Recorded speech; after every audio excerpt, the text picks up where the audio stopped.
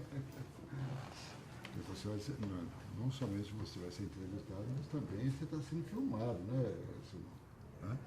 Tem que dar um sorriso inteligente. Pode começar? Pode começar. Senador Simão, nós temos um grande prazer em entrevistá-lo para o projeto Memória do Tribunal. E hoje, coincidentemente, aqui nós temos 3 magistrados do 5º concurso do Tribunal de Justiça do Distrito Federal. Isso. Vocês entraram aqui no momento em que o tribunal é um tribunal pequeno. Isso. Hoje, o desembargador continua aí na militância como advogado. Isso. E ele sente este agigantamento aqui do tribunal. Isso. Quem conheceu aquela justiça, quando nós entramos aqui e vê hoje o que é essa justiça, a pessoa fica até um pouco apavorado, né? Fica assim, preocupado com o tamanho, com a dimensão que tomou a justiça do Distrito Federal. Isso.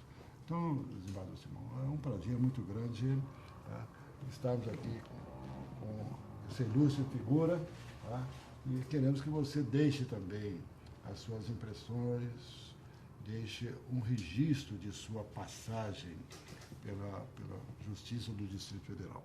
Então, nós gostaríamos que, inicialmente, você, desembargador, contasse um pouco aí do seu histórico pessoal. Onde é que você nasceu, onde fez os cursos, fundamental, o ensino médio, faculdade, o que o trouxe aqui para Brasília e o que levou também a ingressar na magistratura do Distrito Federal.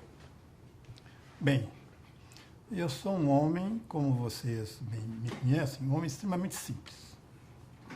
Sou um homem do interior, nasci em Abaeté, nas mãos de parteira, em fazenda, e tive uma vida extremamente simples, desde quando em Abaeté até os meus dias atuais.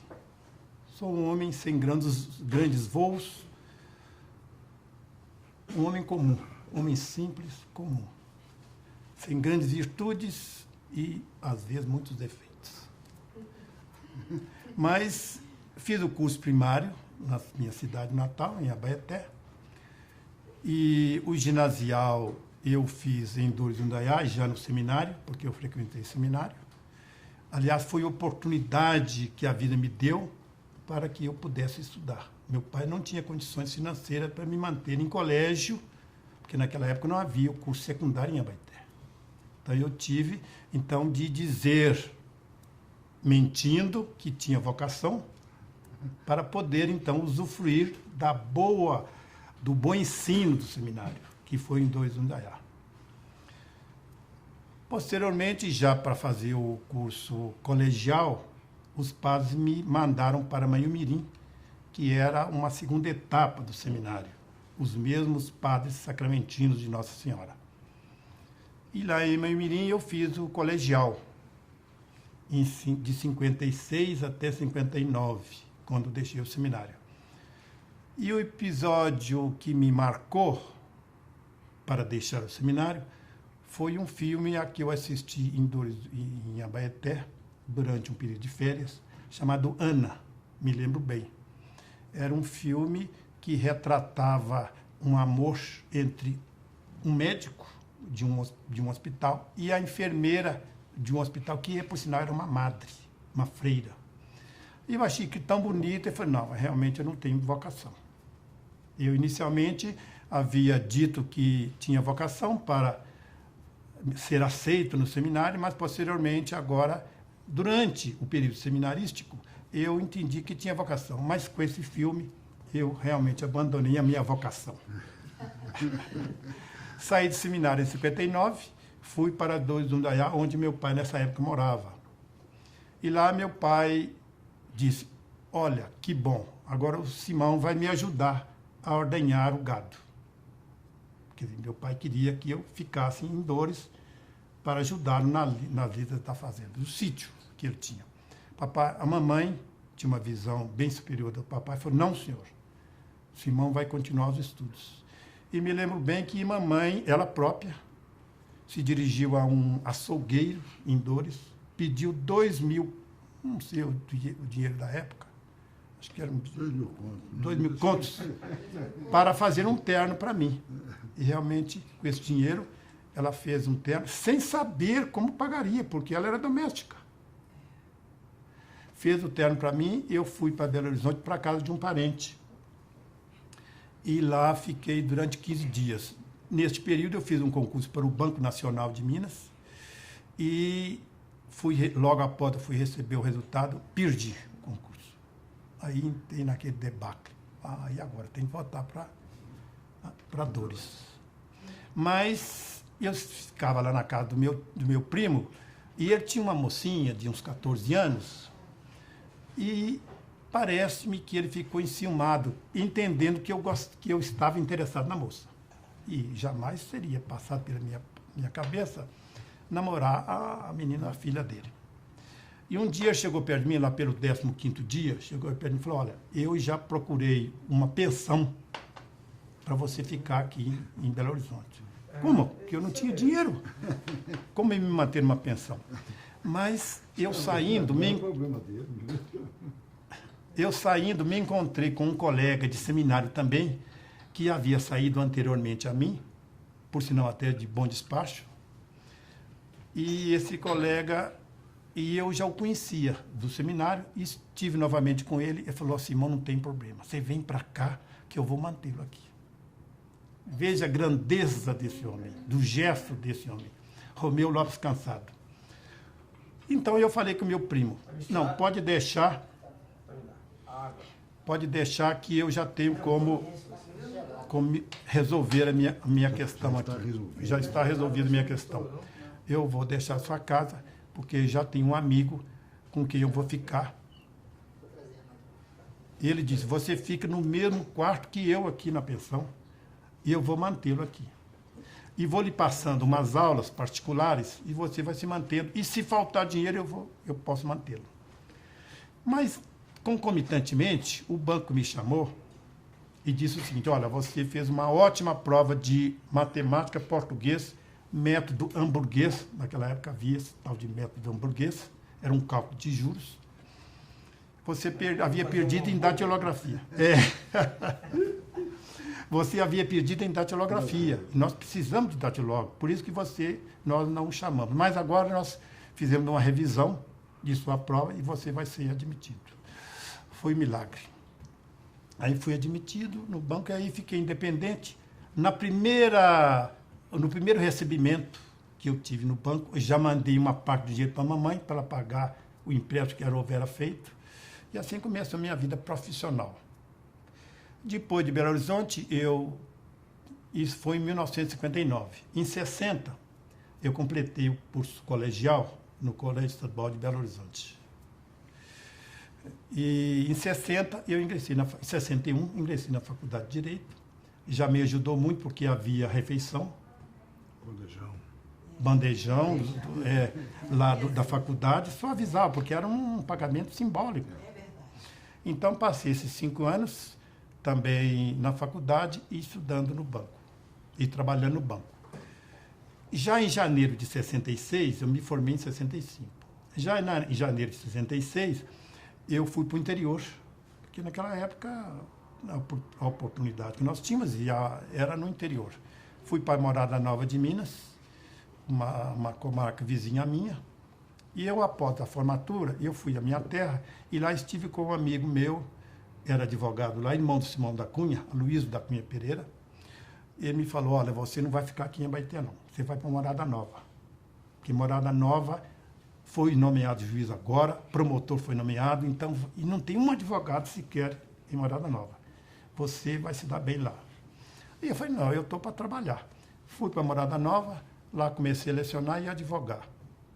Levei para Morada Nova esse mesmo amigo que me ajudou no início, o Romeu, porque ele era advogado, e naquela época se nomeava o adjunto de promotor. Se a pessoa fosse bacharel, ele poderia ser adjunto de promotor, de livre nomeação.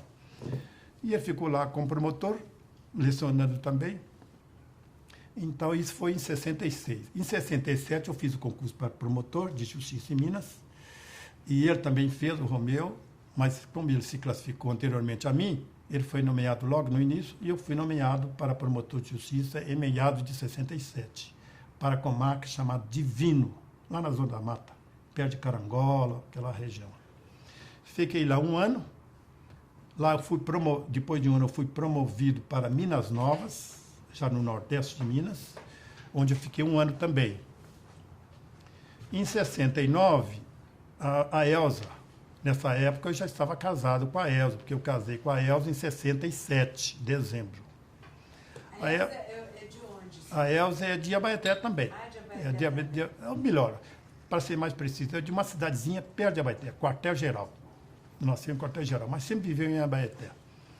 Bom, então, nessa época, a Elza tinha muito interesse em continuar seus estudos.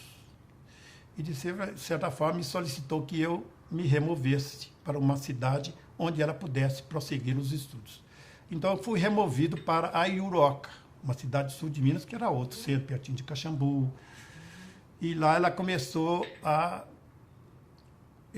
recomeçou os estudos em Varginha, uma cidade distante, aí, 100 e poucos quilômetros de Aiuroca. Fiquei lá em Aiuroca durante 2 anos e tanto. Nessa época eu fundei o Rotary Club de Aiuroca, isso foi em 70. Fui o primeiro presidente do Rotary Club de Aiuroca. De lá de Aiuroca, nós fizemos concurso aqui, eu, o desembargador Hermenegildo, fizemos concurso para defensor público. Isso foi em 70, 71. Né? Você lembra bem, desembargador? Lembro. Bom, e logramos êxito no concurso. Eu me lembro bem que os que foram aprovados, dos que conhecemos, o Hermenegildo, acho que tirou o primeiro lugar, a Elsa. Não, fui segundo. Segundo, Elsa primeiro, o Hermenegildo segundo, Carlos Augusto, Jerônimo, eu, o Lhô, a Marluce, esse grupo de todos conhecidos por nós. Muito bem, ficamos aí na Defensoria Pública, depois na Promotoria, e posteriormente nós ingressamos na magistratura, eu, concomitantemente com o Hermenegildo, que foi meu dileto amigo, desde essa época que eu vim para Brasília. Eu gosto de dizer que eu tenho uma virtude, entre poucas, e saber escolher os meus amigos. Eu acho que é uma virtude porque escolher bem e mantê-los, eu acho que é uma virtude. E essa virtude eu tenho. E principalmente mantê-los, né? Mantê-los é mais difícil. É mais difícil, exatamente. Tem de manter, exatamente. Tem de cultivar as amizades, etc. Com muita lealdade, franqueza, etc. Bom, então, em 73, fizemos o concurso, ingressamos na magistratura, nós três, inclusive, 74, né? 74 fomos nomeados. E eu costumo dizer que meu despertar para a magistratura está muito ligado a uma conduta que meu pai teve comigo. Papai tinha uma verdadeira adoração, veneração pelo juiz. Ele dizia o seguinte: meu filho, não fique sentado diante de um juiz, sempre de pé. Tamanha veneração que ele tinha pelo exercício da magistratura, pela dignidade da função, né? E dizia mais: meu filho, não duvide jamais de um documento assinado por um juiz. Veja só. Se não, é o melhor documento que existe, é um assinado pelo juiz. Você não duvide. Ele tinha uma verdadeira adoração pela magistratura. De certa forma, isso me despertou essa vocação que eu tinha, que nasceu em mim para a magistratura. E, graças a Deus, acho que jamais alguém pôde duvidar da minha honestidade no exercício da magistratura.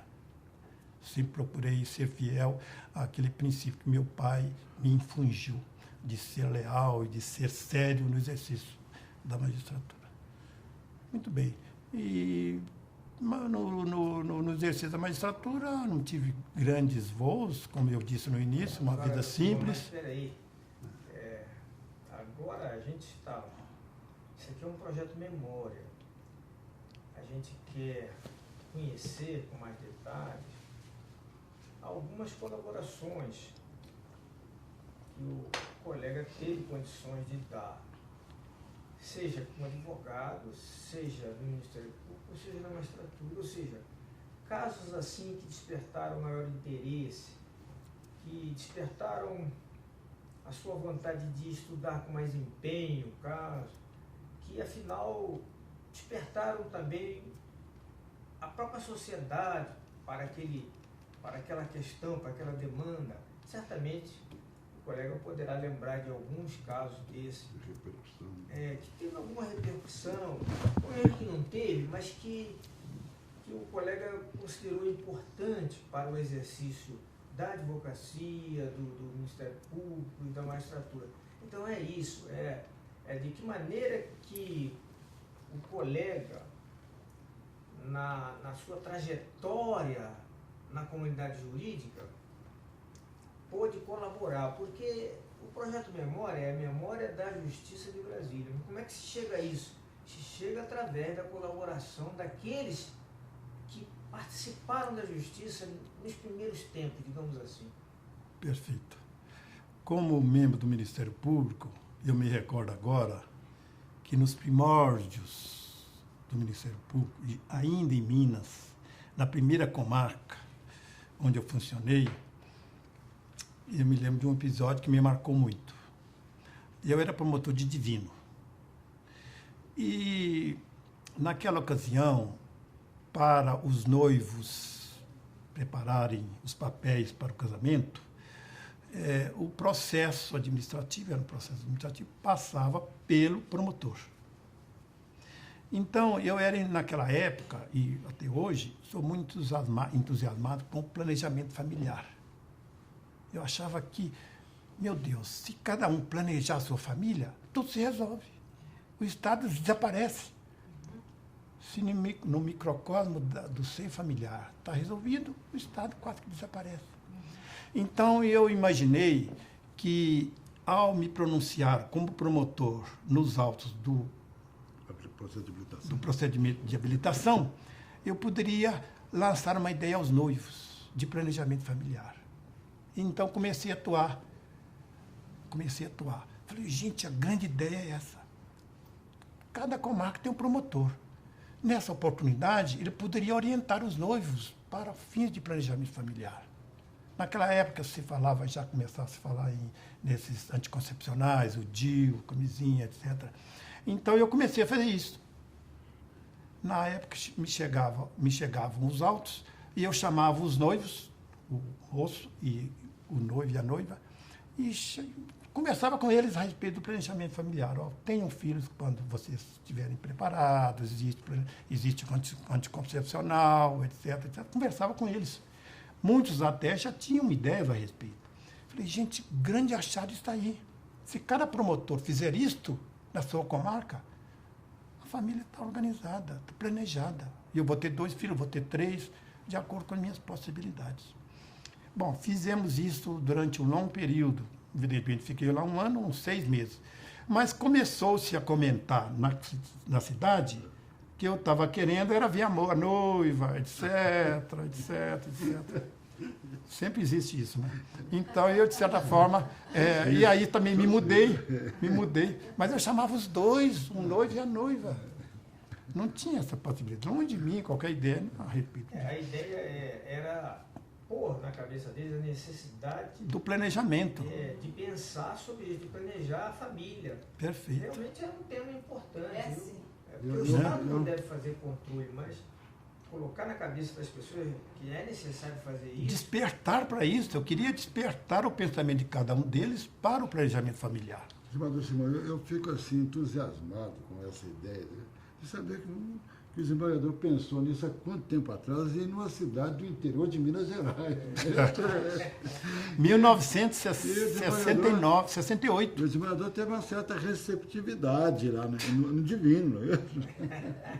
Porque é um assunto importantíssimo, o casamento, e como o Estado não tem a mínima preocupação com a união conjugal. Não é isso? Eu acho que é um facilitário.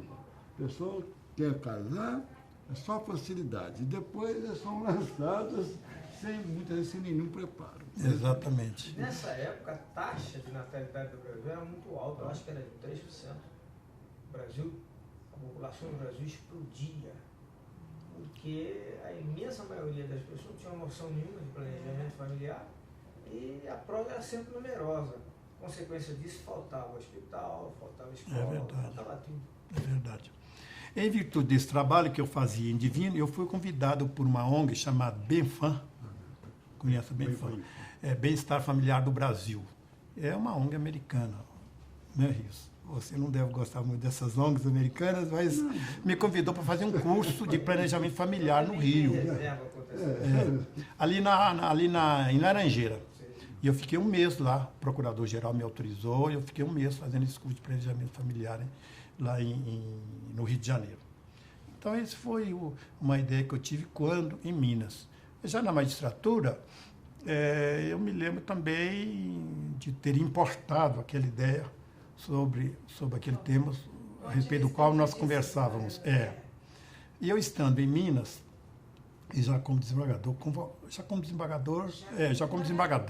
eu estando em Minas, estando em Pará de Minas, estive numa solenidade em que o desembargador Sálvio, naquela época desembargador em Minas, estava organizando os juizados informais pelo interior de Minas. E exatamente nesse dia em que eu estava lá, em Pará de Minas, o Sálvio também estava. E eu já era amigo do Sálvio desde a faculdade. Então me aproximei dele e me entusiasmei com a ideia e importei essa ideia na primeira reunião do tribunal, vocês dois se lembram bem, e eu lancei essa ideia, a presidente era a desembargadora Maria Tereza, ela encampou a ideia e me designou para, de certa forma, supervisionar esse serviço. Então, eu... Como relator, do né? processo administrativo de organização Perfeito. do juizado informal.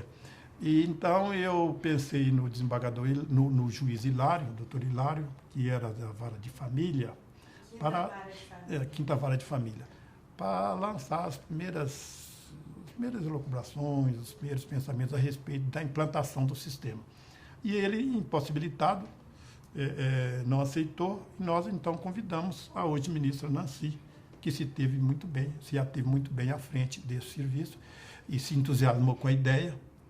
E parece que foi o germe. E já nessa altura, não sei, o ministro Salvo, parece que ele ainda era desembargador em Minas. Ele veio, então, para o tribunal, sempre trazendo essas ideias inovadoras, também sobre o empolgamento da Fátima Nancy, aqui no tribunal, acho que nessa altura, não sei se ela estava aqui já no tribunal. Não. Ela era juíza ainda, né? Ainda era juíza. Primeiro grau.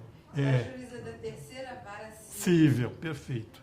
Eu me lembro que tanto o desembargador Simão quanto o doutor Rios foram até, a pedido meu, não me lembro mais, foram até o gabinete do desembargador Hilário, na época o juiz Hilário. Perfeito, né? perfeito. E ele se mostrou completamente contrário à ideia. Exato. Né? Não achou que seria uma coisa proveitosa, que vingaria, que era uma coisa...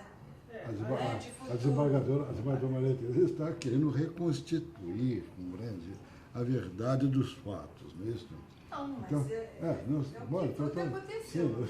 Eu estou dizendo, desembargador deve lembrar bem, ele é novo, tem uma memória boa, não é isso? Não é que o doutor Hilário tivesse se impossibilitado, não é isso? Na verdade, o que aconteceu?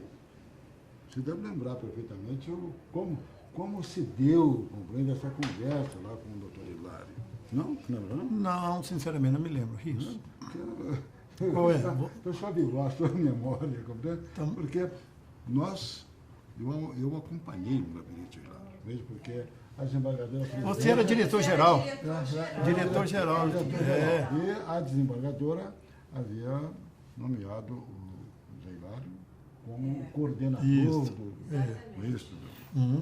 do serviço. Do Tribunal Informal. E nós chegamos lá e o desembargador fez uma afirmativa assim: eu sou contra esse tribunal, dentro de um mês a gente acaba com isso. Aí eu peguei no seu braço e falei assim: desembargador, nós estamos querendo instalar o Tribunal Informal de Conciliação. Tá?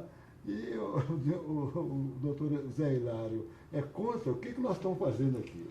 Aí nós Não descemos. eram todas as pessoas que estavam acolhendo essa Receptivos, ideia. né? Olha, eu acho que essa ideia foi extremamente importante porque ela foi o embrião do que veio a ser o juizado especial. Uhum. Agora, as reservas, eu mesmo tinha alguma reserva pelo fato de ser, Informal, em né? síntese, era um lugar para fazer acordo, mas as pessoas não eram obrigadas, mesmo chamada não ia, às vezes não ia, mas serviu muito porque foi o primeiro passo e se percebeu que a conciliação era muito factível. E aí caminhou-se para o juizado especial, esse sim, um juizado mesmo, com juiz, com cartório, etc. Mas eu reconheço o valor do juizado informal. Reconheço que foi uma grande ideia, talvez uma das melhores. Ele já estava sendo implantado no Rio Grande do Sul há 4 anos. Exato, Né? exatamente. Foi. A ideia nasceu no Rio Grande do Sul. E com muito sucesso. Então, eu vou revivando aí a memória nuestra, dali nós saímos, né, acho que até foi um ato assim, de uma certa até grosseria com o Zé Hilário, porque nós descemos, procuramos o gabinete da São Juiz, a Fátima Nassi, né, e fizemos um apelo, né, para que ela aceitasse. Né? E aí todos nós sabemos o resultado disso. Né? Ela se entusiasmou extraordinariamente. Porque ela tinha uma vocação para aquilo ali. Exato. E tinha o quê? Ela tinha paciência de ouvir as pessoas. Porque a grande dificuldade na conciliação é você saber escutar. Mesmo? E nós não sabemos escutar, principalmente o magistrado. O magistrado é mais difícil de escutar. Eu, aliás, agora vou fazer um. Isso aí, se nós pudermos depois até discutir isso depois, Veja bem, porque nós estamos... Há uns dias atrás eu fiz uma palestra no Reuters sobre juizados especiais. Mas esse tema é um tema rico. E eu não me lembrei de dizer o que vou dizer agora. Eu acho que a função do conciliador é muito próxima da função do juiz. Na parte em que ele tenta reunir as partes, mostrar as vantagens da solução amigável e as desvantagens de uma demanda com toda a formalidade que tem que seguir o procedimento, etc. Então eu acho que o conciliador que realmente se prepara para conciliar, ele deve tomar ciência dos fatos que estão naquele processo, ter um pouquinho de conhecimento jurídico, não precisa ser extraordinariamente competente, não, ter um pouquinho de conhecimento jurídico e ter habilidade para mostrar as partes. As vantagens e desvantagens. Você sabe que eu considero a conciliação, quando conseguida, melhor do que a sentença. Por quê? Porque ela apazigua. A sentença, você às vezes aceita, mas ele não sai dali satisfeito, não é sempre obrigado. Abre ferida, não tem abre ferida. Ele não está convencido. O conflito pode continuar. E quando se consegue a conciliação, o conflito acaba. A mãe não. Então eu penso que é um extraordinário serviço e acho que devia ser remunerado. Eu acho que não falei isso, mas acho que devia ser remunerado.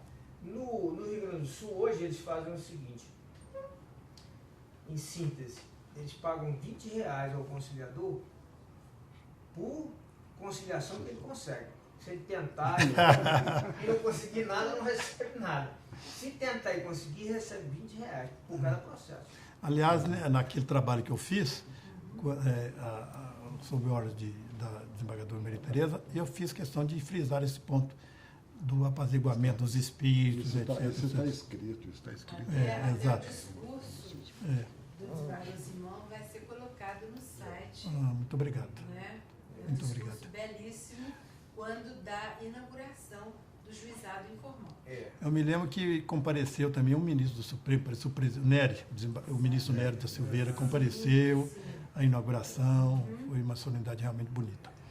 Bom, outro fato, esse fato não diz diretamente com a magistratura, com o exercício da magistratura, mas é interessante citar. Quando eu era juiz da vara de contravenções penais e entorpecentes, frequentava os gabinetes dos juízes um diretor-geral da Polícia Civil, não vou citar o nome, porque, de certa forma, a conduta dele foi um pouco assim, negativa.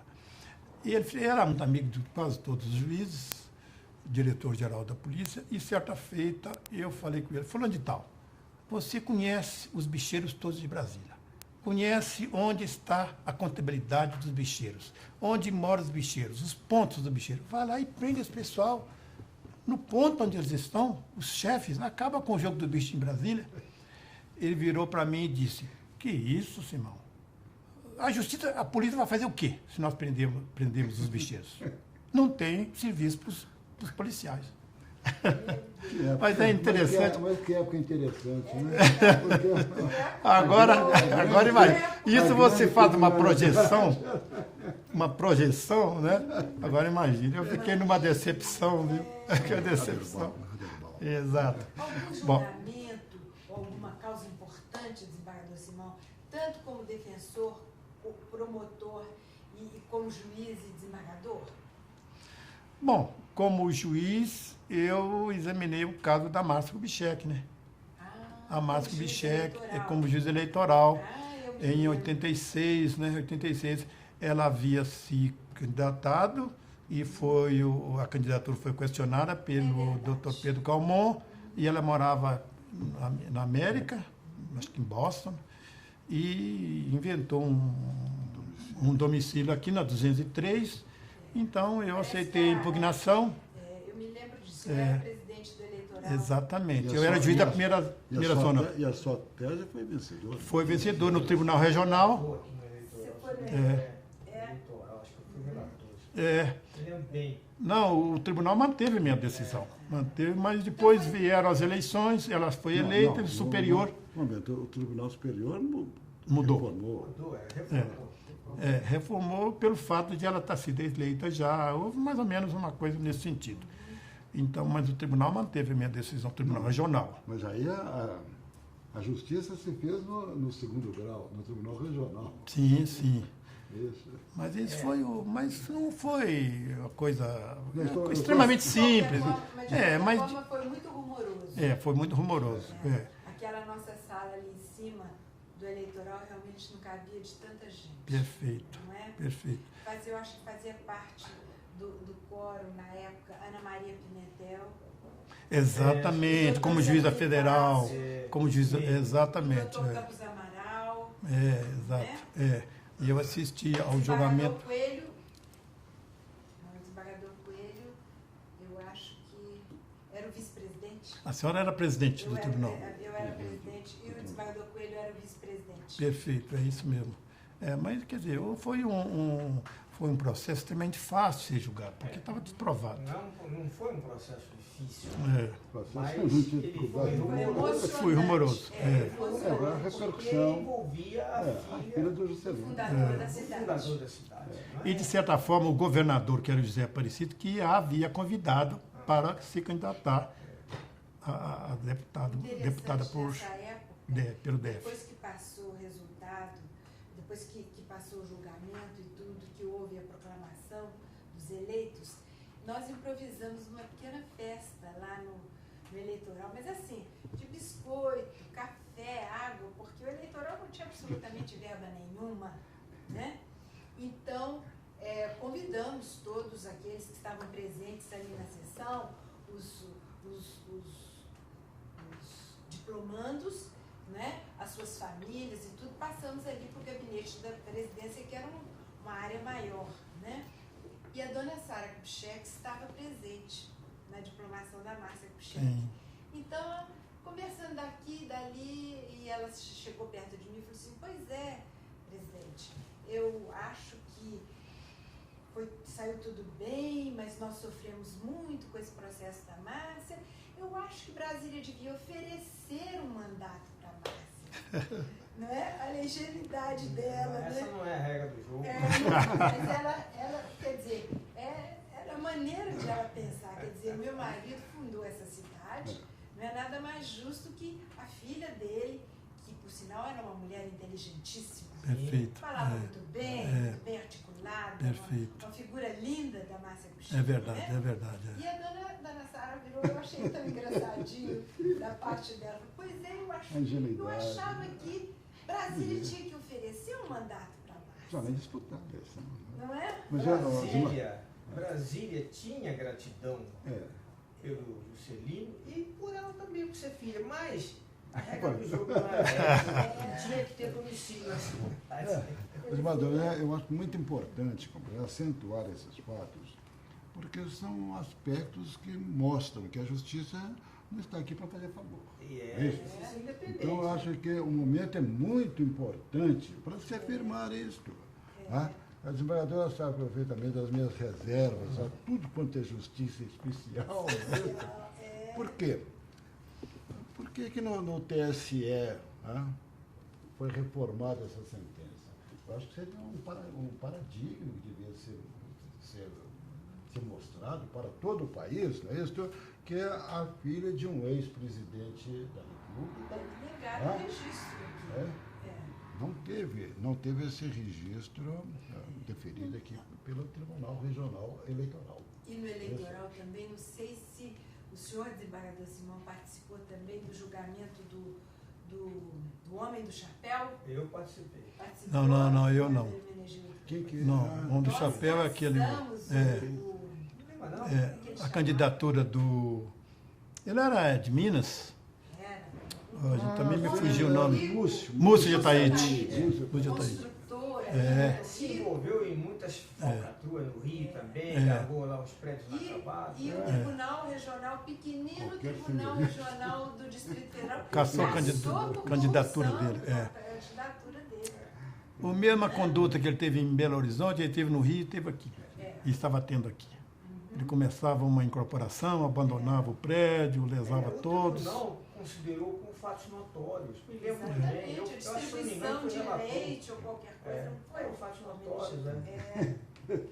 Agora, em termos de sugestão, eu que já fui advogado, defensor, promotor em Minas... Você percorreu todos os caminhos. Todos os caminhos. Eu acho que uma das maiores mazelas da justiça reside nas secretarias dos juízos. Há dias eu falava isso ao desembargador Hermenegildo.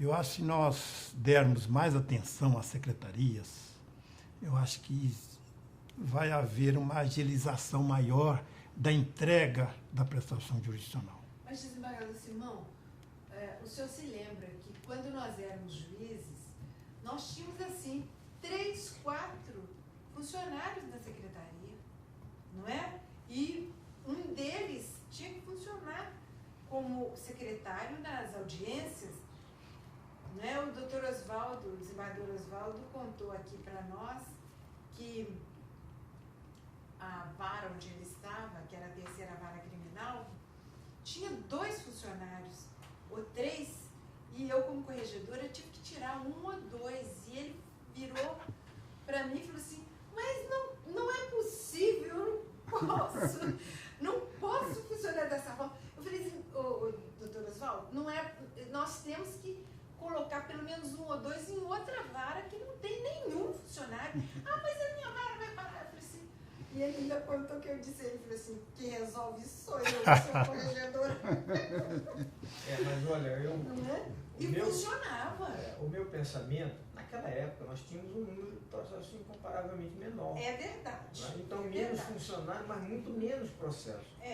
E eu estou de acordo com o desembargador Simão, porque nós temos estatísticas que revelam o seguinte, essa estatística foi feita na Justiça Federal, mas é a mesma coisa aqui. Revela que 70% do tempo gasto na solução de um processo não ocorre nas mãos do juiz, não. Ocorre nas mãos da secretaria. 70%. É muita coisa. Então, eu tive a ideia aqui de mandar fazer um estudo para um cartório modelo. Só que isso tem que ser deflagrado, não pela ouvidoria, mas pela corregedoria ou pela presidente do tribunal. Então, eu fiz uns estudos preliminares, já conversei, mas eu vou enviar o que eu tenho como subsídio para essa ideia, porque eu penso que o tribunal poderia fazer um projeto, olha, o projeto de cartório modelo é esse, envolveria inclusive os móveis, envolveria um layout, escaninho, tudo, né? Um layout. todo o layout. O número de servidores já está na lei, né? Nós temos um número de servidores hoje grande, se não me engano é 12, ou 10 ou 12, a lotação ideal. E agora é o seguinte, o cartório tem que funcionar da seguinte maneira. Aqui é para fazer juntada, ali é o gabinete do juiz, enfim. O cartório não pode inventar, não. O cartório seria Modelo. Seria segundo o modelo determinado pela corregedoria. Eu acho que isso melhoraria muito. Porque alguns não é que não queiram fazer, é que eles não têm organização nenhuma. Exato. Posso dar uma sugestão? Pode. Processo. Está não sendo podia gravado ter- e eu vou encaminhar. Olha, processo não pode ser guardado em gaveta. Guardou em gaveta. Entendeu? Perpetua. Eu, quando era juíza, desembargadora, tudo em cima da mesa, tudo à vista, porque aí a gente não perde a noção do que tem que fazer. É verdade. Posso pegar um gancho aí? Pode. Então, eu tenho para mim a aplicação daquele artigo 125 do CPC. É o juiz que dirige o processo. E eu não tenho essa experiência porque eu não advogo. Não sei advogar, não tenho nenhuma vocação para isso, não advogo. Mas eu tenho para mim que muitos juízes não têm o comando do processo. Exatamente. Aqui foi o que a desembargadora acabou de dizer. Abdicando do comando do processo. Justamente, porque se o juiz abre mão deste comando, aí abre-se brecha para Exato. uma série de irregularidades. Eu ia tocar nesse assunto, viu, doutor Rios? Eu ia tocar nesse assunto porque eu acho que o gerenciamento da secretaria é extremamente importante. E aí eu toco num ponto nevrálgico. Mas eu tenho que saber. Não, eu vou que é tocar juiz. nesse ponto nevrálgico. Agora, quem escolhe o diretor? É o juiz. É o juiz. É o juiz de confiança dele. Se não está funcionando o cartório por falta de gerenciamento, eu acho que o mal é do juiz, que escolheu mal Não tem o diretor. não tem dúvida. Então, isso que é importante. Eu acho que, de vez em quando, o corregedor deveria mandar um funcionário gabaritado dar uma olhada.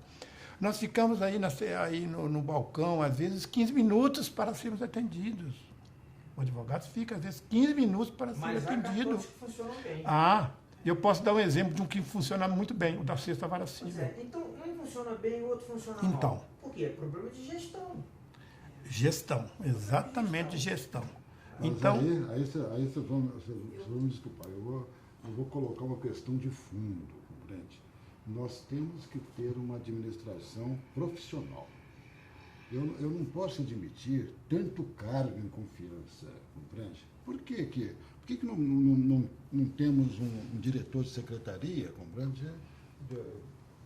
mas entre aqueles funcionários da secretaria, doutor Rios, existe sempre algum que tem poder de gerência, de gestão. É só escolher este. Bom, mas... Então, Mas como o doutor Rios, voltando ao que o doutor Rios falou, o juiz é que tem que fazer isso. Então, o juiz que tem que fazer Eu me isso. recordo perfeitamente das primeiras coisas que fiz, quando eu era corregedora. Vou citar o fato da ministra Fátima Nassi. Ela era juíza da terceira vara civil. O cartório dela era uma perfeição. Mas acontece o seguinte, que apesar de dar aula, ela não sobrecarregava, quer dizer, ela não sacrificava o serviço do tribunal, o serviço que tinha. E eu me lembro perfeitamente que após o expediente, ou então lá para 5:30 da tarde, quando já não havia mais grande movimento, ela ia para o cartório e dava aula para os funcionários. Isso é assim, isso é assim, isso é assim, quer dizer, tudo andava perfeitamente bem. Mas dentro dessa linha do pensamento do desembargador Hermenegildo, de um cartório modelo, tudo isso é resolvido.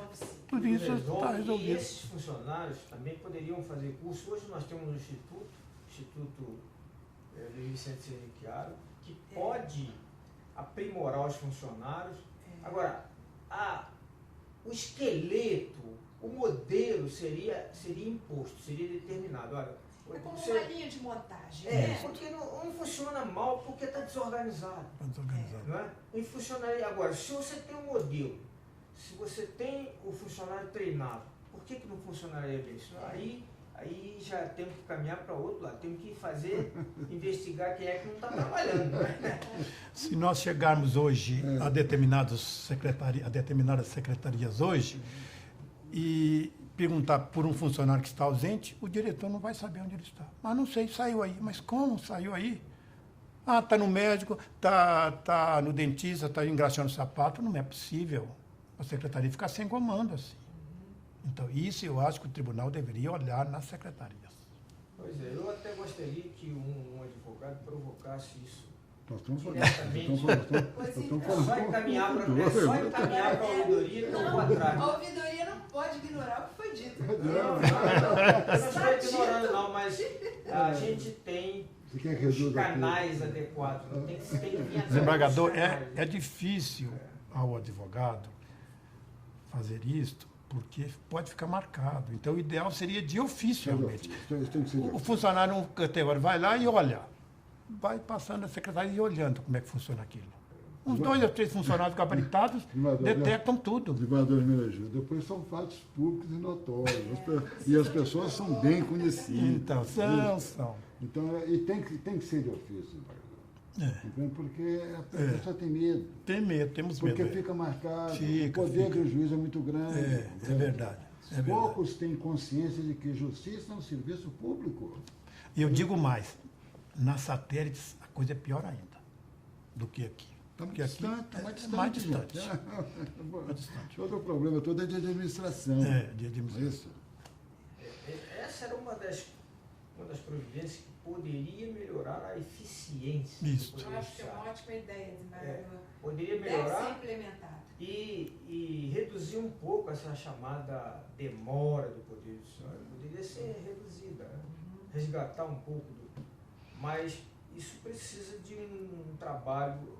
Alguma coisa eu já fiz aí, mas aí não basta fazer alguma coisa. Tem que trazer o modelo e dizer, o modelo agora é esse. Depende muito da corregedoria, né? Depende Desembargador, eu muito. também, desembargador, o que me parece também é a falta de diálogo, compreende, no Isso. tribunal. Você não tem oportunidade de um diálogo com as pessoas. Perfeito. Mas nós Então- estamos falando em off ou na entrevista? Hein? Não, Isso aí. é verdade. Vamos terminar a aí- entrevista. Isso. E Mas foi depois ele que nós vamos trouxe. dar uma ideia para o corregedor e para o Mário Machado. E, não é? O desembargador Hermenegildo, Mário Machado e o corregedor podem resolver essa situação. Podemos fazer um projeto de cartório modelo que eu penso que resolveria uma parte do problema. Eu acho que sim. Desembargador, a sua preferência de matéria, de julgamento, civil ou criminal? Bom, eu evidentemente foi cível. Eu me frustrei muito na área criminal, porque eu não acreditava na época, como não acredito até hoje na prisão. Sim. Eu acho que o Estado moderno ainda não resolveu essa questão, Não acertou. E as gerações futuras vão nos cobrar sobre o encarceramento do homem. Eu acho que o homem não foi feito para ser encarcerado. Então, o Estado moderno não ainda resolveu essa questão que é pungente. Então, eu me frustrei muito na área criminal por causa disso. Então, na área civil é o céu. Isso foi levantado há quantos Desde séculos? Beccaria, né? Justamente, dos delitos das Exatamente, penas. dos delitos das penas.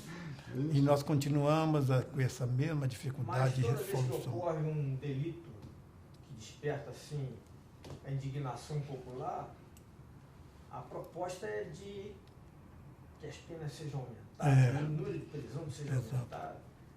Isso nunca funcionou, né? Eu penso que não vai funcionar, mas o povo, de um modo geral, insuflado por parte da mídia, pensa que se forem agravadas as penas, se resolve o problema. Sob todos os aspectos, a prisão é deletéria. Sob quaisquer aspectos nós a olhemos. Ela é prejudicial, é até negativa. Principalmente por que uns vão para lá, outros não vão. Também, exatamente. Assim, levar em consideração também essas injustiças que são praticadas. Isso. E aí você podia até acrescentar mais alguma coisa, não?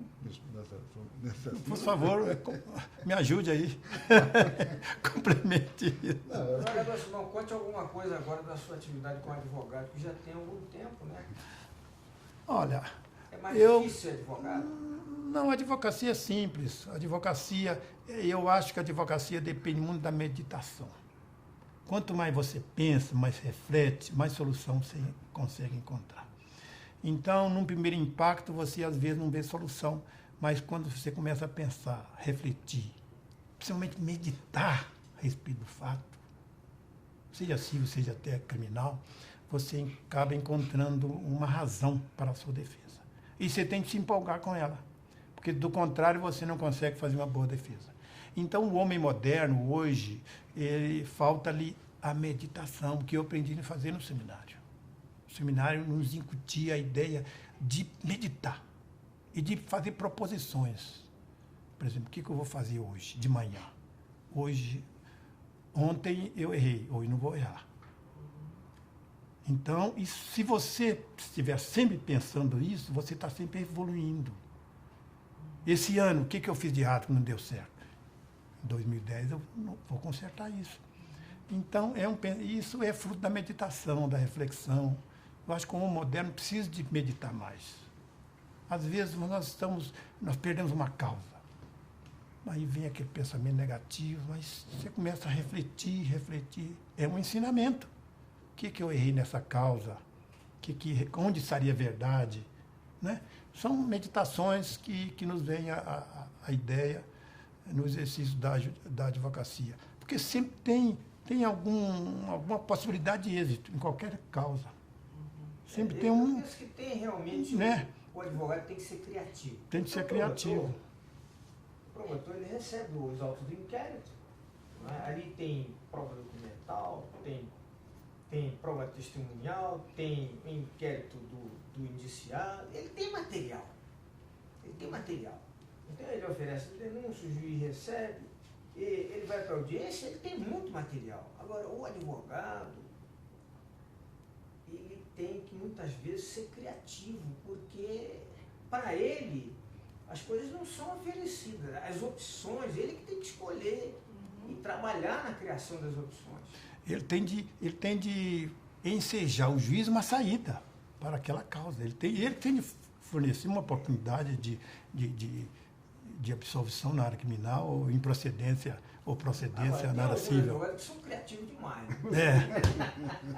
Mas na área de legislação atual, como advogado, haveria sim alguma sugestão sua, com relação a alguma mudança que pudesse ser feita a curto prazo, que facilitasse grandemente o exercício da advocacia e a conquista do direito da parte? Esses últimos anos, nós tivemos o advento de muitas leis inovadoras, né, que vieram realmente ajudar a celeridade do processo e a entrega da prestação jurisdicional. Então, eu entendo que, em termos de lei aferenda, eu acho que eliminar alguns recursos seria de grande alcance. Né? Eu acho que realmente nós temos uma pletora de recursos que não termina nunca. Eu, por exemplo, tenho uma ação aí de 1980 e poucos, que até hoje não surtiu o efeito desejado, que é da IFASA, até hoje. Quer dizer, são quase 30 anos. Né? Eu assumi isso depois, que já estava meio caminho andado, em 1992, já estava o processo andando, e até hoje não terminou. Viu, Edmundo? Essa tese de reduzir recursos, ela não encontra muitos adeptos na área da advocacia. Sim. Não, exato. Não. Mas todos nós sabemos que o processo não é só para advogado. O processo é o meio que a gente tem para examinar a contenda e decidir o litígio, não é verdade? Então, todos nós consideramos que ele precisa andar mais rápido. E para andar mais rápido tinha que se cortar alguma. Veja, por exemplo, no juizado especial não há recurso para decisões interlocutórias. Isso acelera bem o procedimento. Essa providência seria possível nos determinados processos perante a justiça tradicional? Eu penso que seria. É uma questão de ter coragem e tomar. Qual é o problema? Não, teria como resolver? Teria. Digamos, um antigo agravo no auto do processo. Sobe, e quando o tribunal for examinar a apelação, ele verificaria se determinada decisão do juiz de interlocutória está certa ou está errada. Mas é preciso que se tenha uma opção por isso. Essa opção é mais política, porque ela passaria pelo Congresso, né? Mas toda vez que eu vejo esse tema ser cogitado, a ordem de não, isso não. Realmente é complicado. Mas o desembargador deve conhecer uma obra de um desembargador lá do Estado do Rio, que foi caçado por isso, na Revolução, escreveu um livro, Quem Faz as Leis no País. E se a gente trouxer quem faz as leis no país para hoje, eu acho que piorou muito. Então eu fico pensando que não é com leis que nós vamos resolver os problemas, é com pessoas também comprometidas com justiça. Isso. Não é isso? E me parece que quando o Eduardo faz referência aí a essas meditações, essas coisas, é o compromisso com justiça. E com a verdade. Isso, com a verdade. Exatamente. É claro, a justiça precisa ser mais crível, né? Então eu tenho para mim... Tem mais confiança, nós temos mais confiança no juiz. Eu tenho para mim que para o acerto da decisão. Eu tenho para mim que muitos juízes são escravos da lei. Isso. E muitas vezes até não discutem como essa lei foi elaborada, quais são os interesses que estão por trás dessas leis. Então, na situação atual, eu acho que seria bom não haver nenhuma modificação. Vamos ficar num período assim, de recesso, porque é um perigo. Sim. Qualquer mudança de lei vir para piorar. Eu não sei se o senador concorda. Tudo bem. É sempre viável essa possibilidade, né? Piorar. A gente acha que estamos no fundo do poço, a vida está mais. Não, eu acho que qualquer reflexão que possa agilizar o procedimento, possa tornar mais rápido, porque o que o povo reclama da justiça, a crítica maior é da demora. Da demora. A crítica maior é da demora. Então, se a gente pudesse agilizar o procedimento, eu acho que isso seria muito aplaudido pelo povo, que é desejoso de ver os seus conflitos de interesse resolvidos, né? Os advogados, eu penso que tem uma importante função aí, porque tirando o processo criminal, que o advogado não tem interesse de acelerar por óbvias razões, o processo civil, se fosse agilizado, melhoraria muito a situação dos advogados, que passariam a ver as questões resolvidas e outras propostas, né? Os tribunais, exatamente por essa pletora de trabalho que recai sobre os desembargadores, têm julgado com muita informalidade. Eles substituem quase que a sentença pelo voto do relator. Eu acho que isso gera uma insegurança nos advogados. Porque hoje em dia raramente não há um reexame. Hoje raramente existe divergência nos tribunais. E uma vez eu me lembro bem que eu era da segunda turma e certa vez o desembargador Coelho reclamava com o desembargador Irajá a respeito das divergências que ele levantava. Desembargador, não vamos ter muita divergência. E ele disse, não, pelo contrário, nós temos de divergir para a coisa ser bem discutida. Isso está precisando realmente, não é só nós, são todos os tribunais do país. Essa é uma boa observação. É importante isso. Desembargador, eu conheço o seu discurso na instalação do Tribunal Informal de Conciliação. E é uma das coisas que eu estava como secretário-geral, com a desembargadora Maria Tereza, e eu insistia num ponto, é que conciliador não deveria ser advogado. E o próprio desembargador Simão não concordava com esse posicionamento. Isso. E eu cada vez estou mais convencido, porque é a questão da formação do advogado. O advogado, a formação dele é para o conflito, não é isso?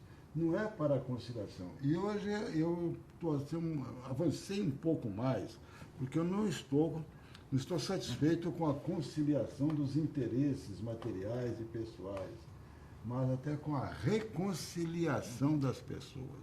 E acho que essa questão da reconciliação bate muito aí com a sua formação, né, de seminário, isso, porque nós estamos vivendo um momento assim muito sério de pessoas estão vivendo raivosamente, isso, e a raiva não pode conduzir a nada de positivo. Isso? Então, doutor Rios, eu vou acrescentar alguma coisa. A lei que criou os juizados, ela estabelece que o conciliador será preferentemente bacharel em direito. Ele não fala advogado, fala preferentemente bacharel em direito. Ou seja, possibilitou a nomeação dos acadêmicos. E tem sido a salvação da lavoura, porque o número de conciliadores é relativamente grande. Ao criar a figura do chamado juiz leigo, que não foi adotada aqui em Brasília, há pouquíssimos estados que adotam, fala em advogado com 5 anos de experiência, sequer for nomeado. Por quê? Porque como é que você vai conseguir um advogado com 5 anos de experiência sem ganhar nada? Para não ganhar nada e ainda ser chamado de juiz leigo. Tá certo. Isto é uma evidência de que a lei está errada. É uma evidência. Já há um projeto, eu até fiz umas observações, mas não caminhei não. Há um projeto da senadora Ideli Salvati, que é do Rio Grande do Sul, para mudar essa lei. Mas ela não foi também muito feliz na ideia, não. Se tiver a chance, quando eles me chamam, eu vou. Quando não chamam, eu não vou. O que pode esperar? O que pode esperar? O que pode esperar? Não é? Mas veja, o conciliador é uma função importante. Não é qualquer pessoa que consegue conciliar, não. O conciliador é uma função importante. De muita É preciso ter... Tem que ter muita se apoderar da habilidade. questão do fato, né? Estudar. Porque como é que você vai conquistar a posição de alguém que quer demandar se você não tem argumentos para mostrar para ele que a solução amigável é melhor? Perfeito. Não é? É verdade, Eu fiz uma pergunta para o pastor Simão, se ele já pensou, depois disso ele chegou a pensar, não é, a refletir a respeito de quais são as profissões, não é, que são mais recomendadas para o tribunal chamar para conciliar. Eu vejo assim, como aqui tem mais padre casado do que padre nativa, né? E são pessoas que foram acostumadas a ouvir confissões, né? E aí não tem esse preconceito, chamarei pastores, psicólogos, psiquiatras. Nós temos que verificar aquelas pessoas que sabem escutar, porque essa é a grande dificuldade que nós, de formação jurídica, temos, é escutar. É realmente a carência de tempo, né? Haja padres para fazer conciliação aí. O juiz tem tempo, tem paciência e tempo de escutar, porque escutar é diferente de ouvir. É verdade.